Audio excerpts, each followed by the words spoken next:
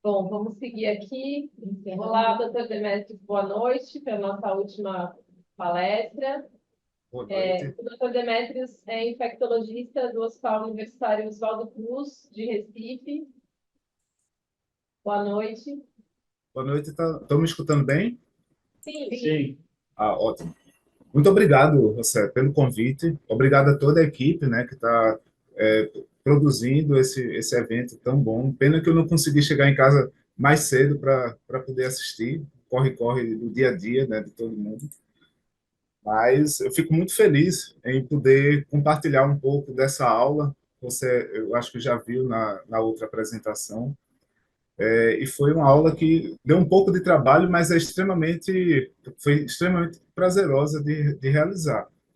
Eu gosto muito de fotografia, é o meu hobby preferido, é fotografar. Então, vou compartilhar um pouco aqui da pesquisa que eu fiz sobre a história do HIV, contada por lentes de alguns fotógrafos.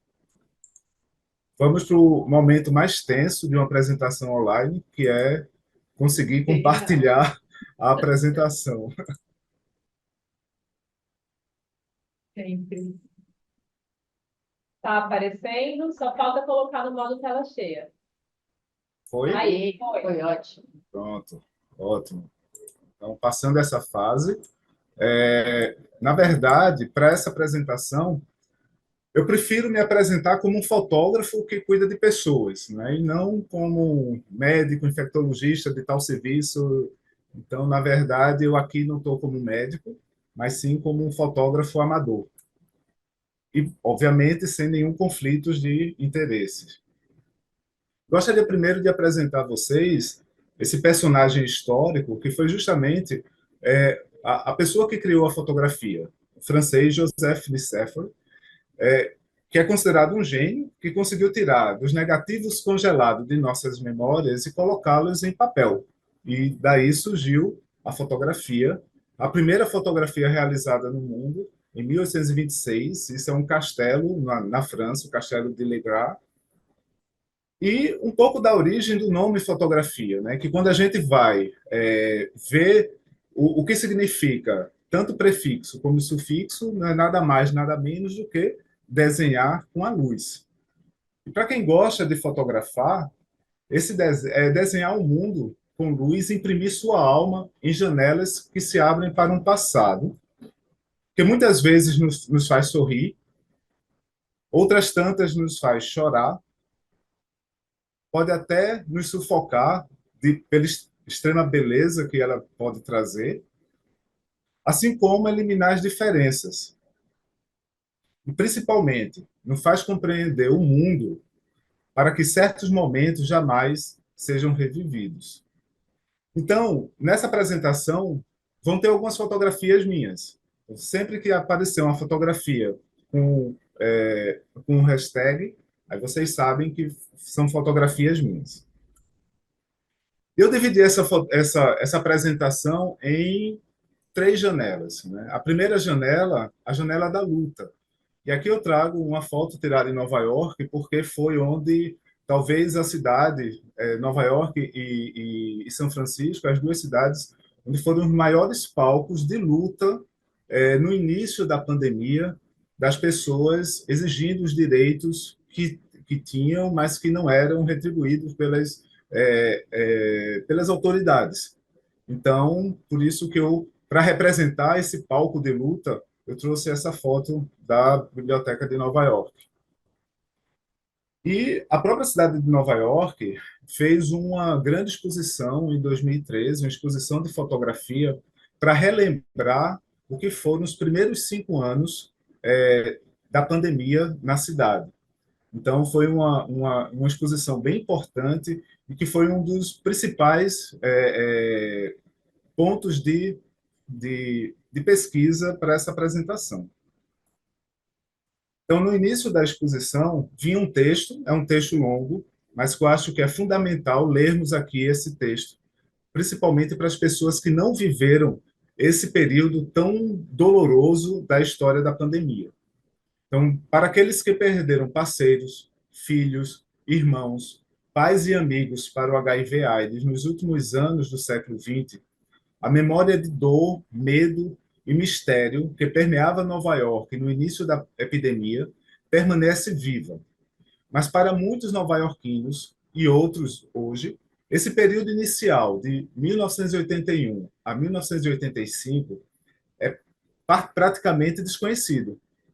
Os movimentos ativistas que mudaram a abordagem do país às doenças catastróficas ofuscaram o pânico desse período, quando um novo e fatal inimigo da saúde pública estava em seus estágios iniciais e ninguém sabia como combatê-los. Então, na verdade, isso aconteceu lá em Nova York e esse desconhecimento do que foi esse primeiro momento, isso se reflete no mundo todo, né? Aqui no Brasil a mesma coisa. A gente vê principalmente os residentes hoje em dia não sabem o que não sabe o que é a AIDS daquele momento em que não se tinha nenhum tipo de medicação específica mais potente para fazer. O que se tinha era uma terapia dupla totalmente ineficaz e diferente do que nós temos hoje, né? Então, eles hoje conhecem a terapia dupla extremamente eficaz, né? Mas não era a realidade desse início.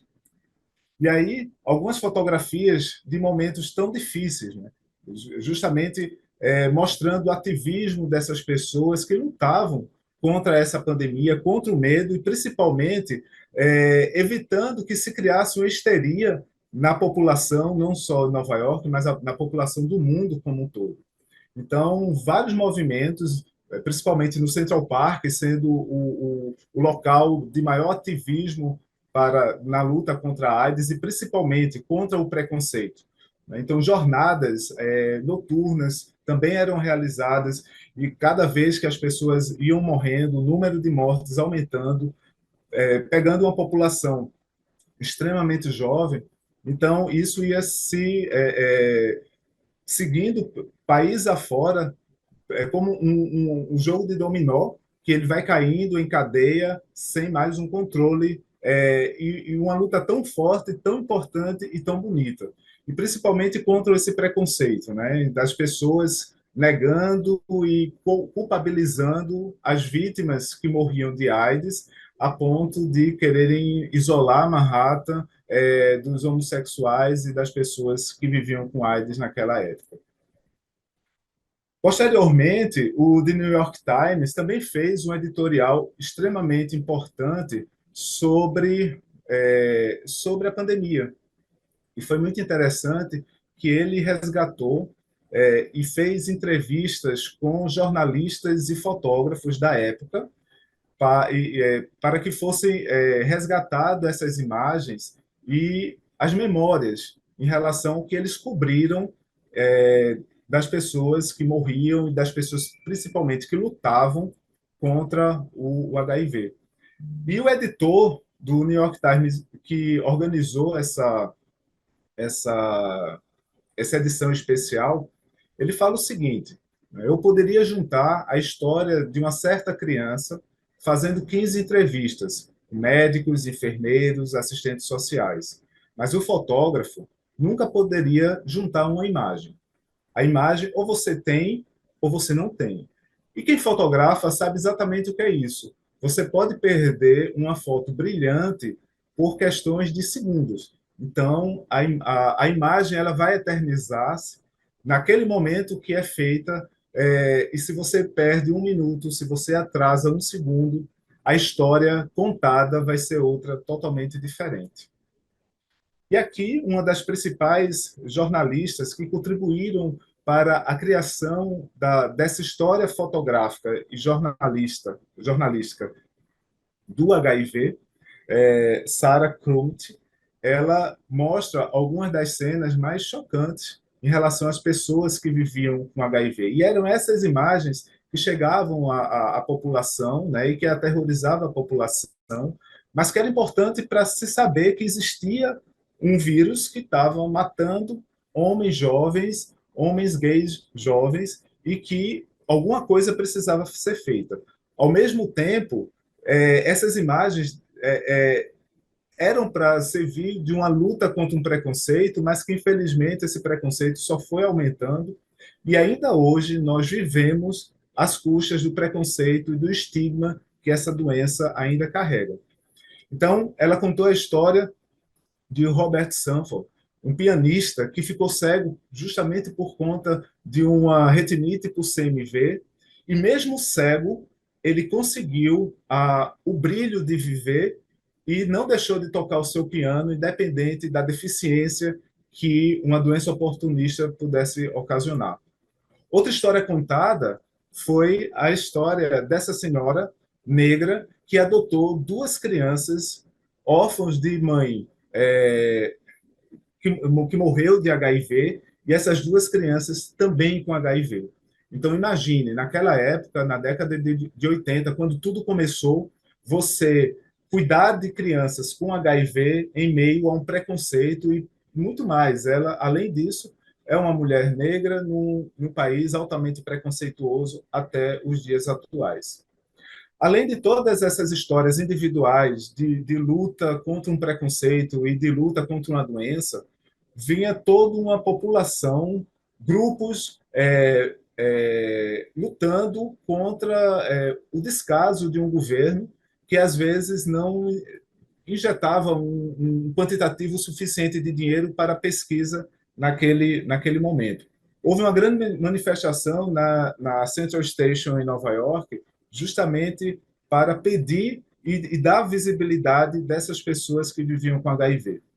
Já em São Francisco, um movimento muito bonito, em que foi construída uma grande bandeira com os nomes das pessoas que morreram para que elas ficassem eternizadas nesse pavilhão construído por ativistas de São Francisco. A mesma jornalista e fotógrafa Sarah Clunit, ela fez uma viagem para a África para retratar uma coisa você estar nos Estados Unidos com pessoas que tinham um nível social diferenciado, um país rico em que, apesar de não se ter o que fazer especificamente para a AIDS, algumas pessoas tinham sim uma assistência adequada para o que se sabia naquela época. Mas o que acontecia na África, onde pessoas estavam morrendo totalmente sem nenhuma assistência? E ela foi fotografar na África essas pessoas, contar um pouco dessa história. E um detalhe muito interessante do que ela fala nessa reportagem é que ela não tinha nada para dar a essas pessoas. A única coisa, e vamos dizer que única não, né? O tudo que ela tinha para oferecer para essas pessoas era uma fotografia em Polaroid. Então, ela agradece muito a ideia de ter se lembrado de levar uma Polaroid, porque era o que ela podia deixar para os familiares daquelas pessoas que estavam morrendo, a eternização de uma vida que poderia nunca mais poderia se esquecer na memória das pessoas mais novas daquelas famílias. Então, isso foi um gesto muito bonito da parte dela. Contar um pouco a vida de Therese Freier, que era um estudante da graduação da Universidade de Ohio, que em 1990 começou a trabalhar num hospital que cuidava de pessoas com HIV, mas era muito mais uma residência hospitalar do que um hospital convencional. E lá ela começou a fotografar também esse cuidado que era feito, e ele ficou muito amiga dessa mulher trans, uma originária dos povos indígenas americanos, e que cuidava de pessoas com HIV em situações de saúde pior do que o dela. Então, a amizade das duas fez com que a fotógrafa tirasse fotografias de momentos íntimos dessa pessoa, eternizando essa pessoa em belas imagens. Até que um dia, Pita, que era essa mulher trans, apresentou David Kirby. Esse era um ativista na luta contra a AIDS que adoeceu e precisou ficar internado nesse hospital. E a fotógrafa perguntou se podia tirar foto dele também. E ele aceitou a condição, com uma certa condição, que ela utilizasse essas fotografias não para benefício próprio, mas que o que ela conseguisse arrecadar com o dinheiro dessas fotografias, ela oferecesse às organizações que cuidavam de pessoas com HIV. E assim ela fez. No entanto, no dia que ele morreu, ela tirou essa foto que ficou célebre, porque inclusive foi capa do New York Times, e da Times, desculpe. E, posteriormente, anos depois, a Benetton utilizou essa foto como campanha publicitária. E isso, não, ela não teve nenhuma culpa dessa quebra de acordo que ela teve com o paciente, mas foram os próprios familiares que venderam a fotografia para a companhia de roupa. No entanto, depois que David morreu, os familiares dele começaram a cuidar de Pita como se fosse um filho, como se fosse uma pessoa da família. Tanto o pai como a mãe iam no hospital dar todo o carinho e apoio que ela deu ao filho nos últimos dias, até que, infelizmente, ela morreu. Um outro fotógrafo que eu gostaria de apresentar para vocês na verdade, é um multiartista. Ele não é só fotógrafo, mas ele era pintor, ele era poeta. David, sempre tenho dificuldade para falar desse nome, mas Vojan Norovic, ele era, assim como um multiartista, ele tinha dois grandes guias, dois poetas franceses, um sociólogo e poeta, Jean Genet, e um poeta francês, Arthur Rimbaud, e que ele era fã do trabalho desses dois, e isso teve muita interferência na sua arte. Então, um dos quadros mais simbólicos de David foi justamente esse, em que ele pintou, no meio de um caos, no meio de uma guerra, de um escombro, uma igreja em escombro de guerra, um Jesus Cristo se drogando. Então, imagine, na época, a repercussão que uma obra dessa não teve. E o que ele falou foi justamente uma ódia contra a hipocrisia. Né? Então, veja o vício em drogas como uma luta contemporânea com a qual um Cristo empático se identificaria e perdoaria. Né? Então, os hipócritas não enxergam que o vício à droga é um mal, é uma doença de uma sociedade que castiga justamente as pessoas que estão fora do seu padrão de aceitação social. Então, ele utilizou-se, inclusive, da figura de Arthur Rimbaud. Essa máscara, esse símbolo da máscara, terminou ficando um ícone da cultura cult, e ele invadiu, junto com outros artistas, um armazém no porto de Nova York, que estava abandonado, e lá criou uma grande galeria aberta para todos os artistas. Então, várias pessoas faziam pinturas de murais, e era uma grande galeria nesses escombros desse armazém abandonado em Nova York. E isso, ele movimentou toda essa juventude artista do subúrbio de Nova York, e principalmente junto com até o que eles foram expulsos desse armazém, e esse armazém foi destruído. Mas ele não parou de produzir a sua arte. Junto com um grande amigo que terminou se tornando seu amante, ele fez uma série de fotografias utilizando justamente a máscara de Arthur Rimbaud, que terminou-se um ícone da arte de David Wojnarowicz. Esse grande amigo dele e posteriormente amante descobriu que estava com AIDS, e ele morreu com AIDS. E o David, ele fez uma fotografia no momento da morte, tanto da face, da cabeça do amigo, que ele representou como sendo o ideal de liderança da luta contra a AIDS. Fotografou as mãos, que representava a suavidade da alma da pessoa amada, assim como os pés, que era a raiz na terra, a raiz na lealdade. Isso daí fez parte de uma grande exposição dele, que justamente quando ele começou a um trabalho de ativismo, assim que ele descobriu também ser portador do vírus do HIV. E nesse trabalho, ele começava, inclusive, a se automutilar para que as suas autofotografias fossem tão realistas que causasse um impacto justamente para a população enxergar o que estava acontecendo com a comunidade gay nova-iorquina. Então, após uma denúncia de espancamento pela polícia de Nova York a homens gays, ele começou a fazer essa série de fotografias. Isso daí ele espancou o nariz para sangrar e fazer esse autorretrato.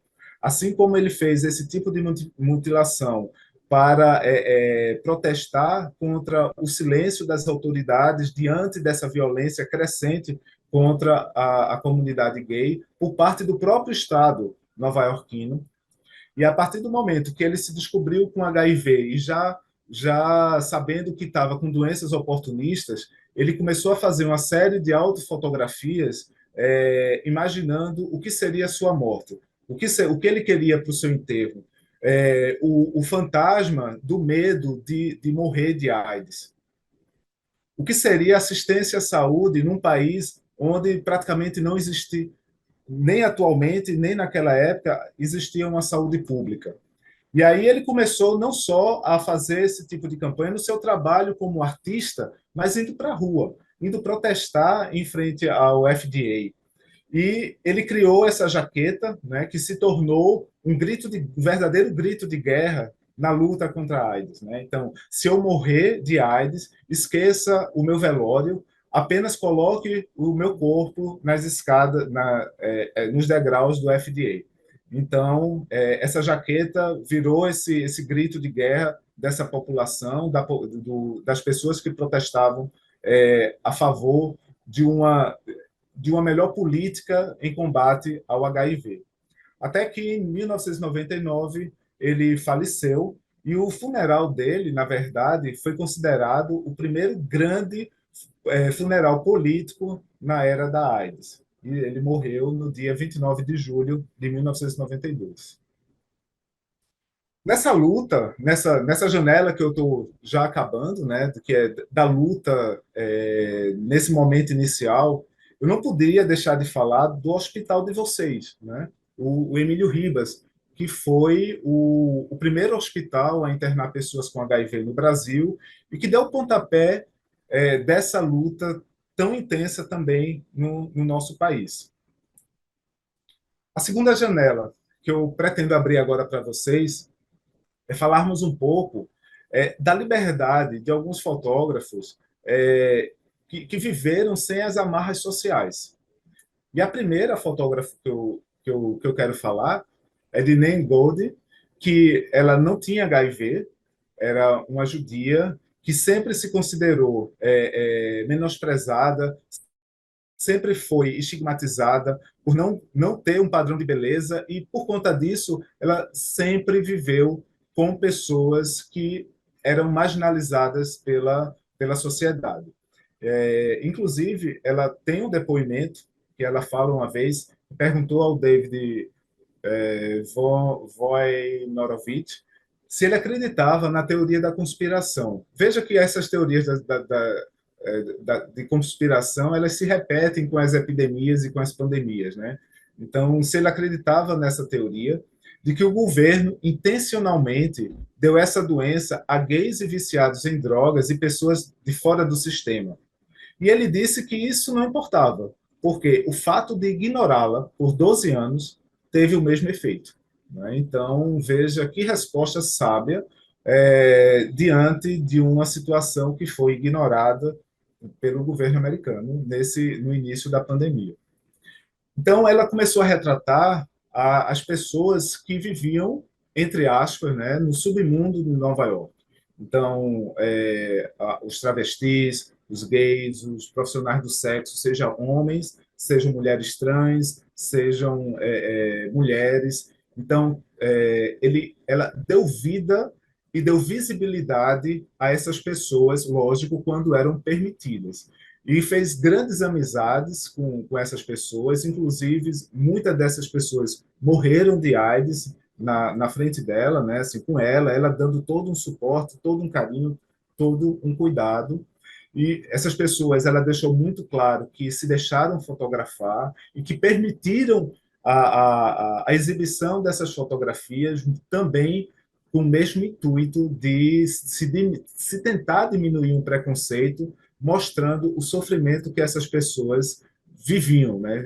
Não só pela doença em si, mas principalmente pelo estigma e o preconceito que elas sofriam, e sem poder, inclusive, viver o seu amor, né? A sua vida, justamente por, primeiro, já serem escanteados pela sua situação, e depois pela doença, né? Então, fotografias belíssimas que ela realizou. Tem livros já publicados justamente sobre essas fotografias de pessoas que viviam com HIV. Dois amigos que eram casados, que viviam juntos, um deles se contaminou com o vírus, o outro não, até que um deles faleceu em Paris em 1993. Então, todas essas histórias foram mostradas ao mundo justamente pelas lentes desses fotógrafos. E um dos fotógrafos mais desafiadores para a sociedade nova-iorquina foi justamente Roberto Mapplethorpe, que ele era considerado o fotógrafo que vivia entre o erótico e o sublime. Tem uma história também muito interessante que ele se relacionou com uma pessoa muito rica de Nova York e um colecionador de artes e que, quando morreu, deixou toda a fortuna para ele e ele começou a fazer um trabalho que, na verdade, ele andava em toda Nova York, tanto no submundo nova-iorquino, assim como na elite nova-iorquina. Ele tinha trânsito em toda Nova York. E, com isso, ele conseguia levar a vida das pessoas que viviam com HIV, mostrar para uma elite hipócrita do mesmo jeito, mas mostrar que pessoas estavam precisando de ajuda. E, com isso, ele fez um grande trabalho de arrecadação de dinheiro para a compra de medicações para as pessoas, inclusive pessoas que ele fotografava. A primeira grande exposição que ele fez tem uma história muito interessante. Até hoje, ele é considerado o melhor fotógrafo de flores jamais existente. Então, quando ele abriu a sua primeira exposição, uma galeria, para expor essas fotos de flores, na mesma rua, ele abriu uma outra galeria para fazer a exposição das fotos homoeróticas, que também ele fazia com grande maestria. E ele dizia o seguinte: eu fotografo flores como quem fotografa picas. Então, na verdade, porque era ele vivia esses dois mundos, né? O mundo do sublime e o mundo do erotismo. Então, ele tem essa fotografia que foi leiloada há anos atrás por um valor exorbitante. E se você imaginar essa fotografia hoje para a sociedade, e até mesmo para a sociedade brasileira, em que a gente está batendo recorde de feminicídio, essa fotografia é extremamente atual, né? O homem mostrando a sua força como varão e a sua violência como homem, matando as mulheres, né? Violentando essas mulheres. Então, veja que, apesar dessas fotografias da década de 80, essa violência masculina contra a mulher, ela permanece até hoje e é muito bem retratado nessa foto antiga. Aqui mais um exemplo da foto homerótica que ele realizava, mas não era só isso, né? Ele representava o ser humano na sua forma mais bela, né? Como corpo humano, independente da sua foto erótica, né? Então, o contraste e aí trazendo uma quebra de preconceito racial que existia nos Estados Unidos na época, mostrando o corpo das pessoas, quão belo é o corpo das pessoas, mas também fotografando celebridades, como eu já tinha falado anteriormente, ele circulava nos dois mundos nova-iorquinos, né? Assim como essa celebridade que eu acredito que todo mundo aqui conheça. Ele também morreu de AIDS e, apesar da fortuna, ele tinha um trabalho social muito grande. Vários modelos que ele fotografava também tinham HIV, e ele pagava o tratamento com AZT na época, assim como ele conseguia juntar dinheiro de outros milionários nova-iorquinos para fazer esse trabalho social para as pessoas que não tinham condições de tomar medicação. E a, a última janela, justamente a janela da esperança, aí eu trago um pouco de um trabalho de um fotógrafo italiano, Nani Fontana, que foi encomendado pela UNAIDS. Ele fez fotografia nesses 5 países, mostrando quais as dificuldades principais na luta contra o HIV nesses países.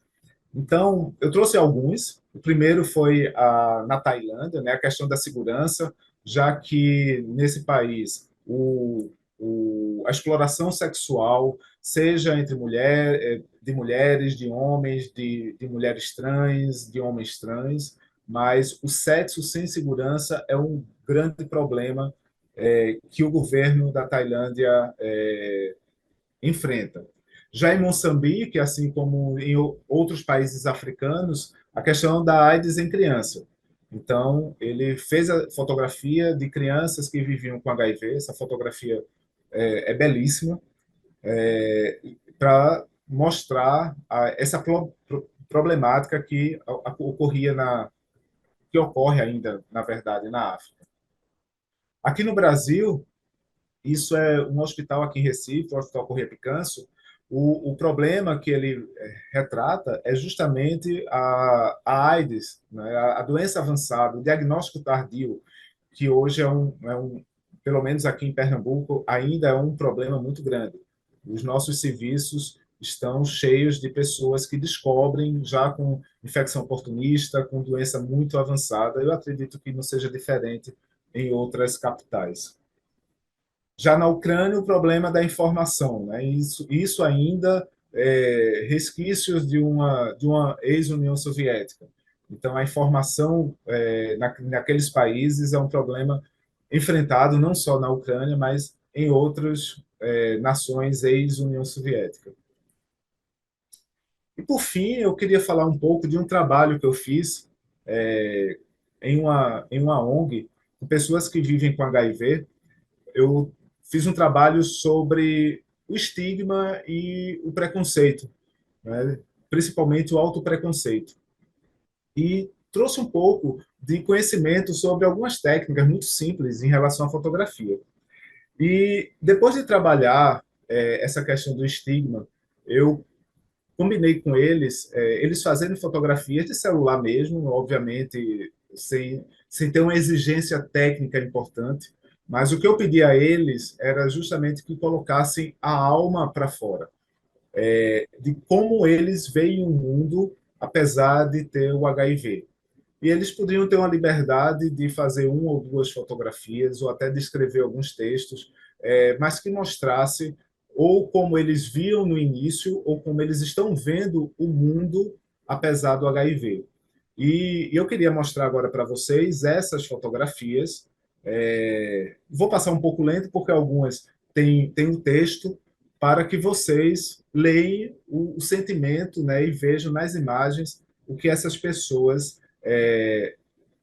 como essas pessoas enxergam o mundo apesar do HIV.